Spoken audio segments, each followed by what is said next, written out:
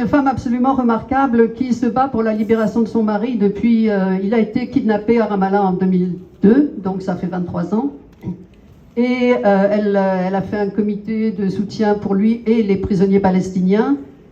Elle était tout récemment en Égypte parce que le Hamas avait demandé que Marwan soit libéré, soit parmi les premiers libérés. Et évidemment, ça n'a pas été le cas. Alors, les menaces israéliennes. Sur les 28 captifs israéliens morts, seuls 10 ont pu être rendus. Les autres sont dans des endroits extrêmement difficiles d'accès, sous les décombres qui sont dus au bombardement.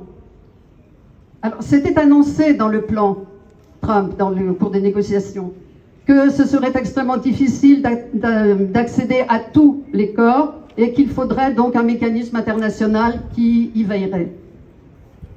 Mais Israël fait monter la pression et menace de reprendre les bombardements si les corps ne lui sont pas remis immédiatement. Avec l'aval de Trump, qui vient de déclarer que lui-même tuera les membres du Hamas s'ils ne rendent pas les corps.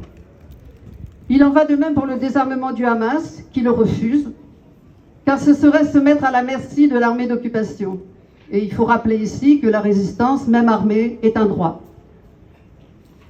Alors on constate l'empressement des chancelleries et des médias mainstream à accuser le Hamas de traîner à restituer les corps.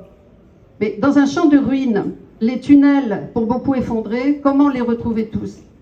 Une équipe turque attend à Rafah, donc au sud, qui est toujours bloqué, l'autorisation d'entrée pour travailler à déblayer les décombres et essayer de retrouver les corps israéliens et palestiniens. Parce que les corps des milliers de Palestiniens qui pourrissent ou qui sont en squelette sous les décombres, les grands médias et les politiques s'en fichent. Pour l'instant, près de 300 ont été sortis des décombres par les civils qui sont remontés dans le nord.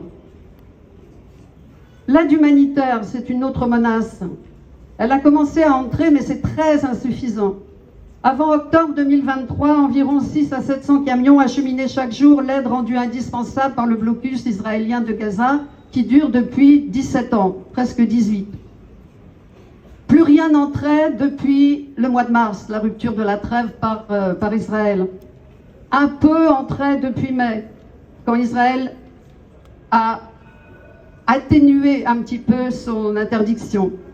Et le plan de Trump prévoit le retour de 5 à 600 camions par jour, mais ce qui n'est même pas respecté. Par exemple, dimanche dernier, seulement 173 camions ont pu entrer. Et là,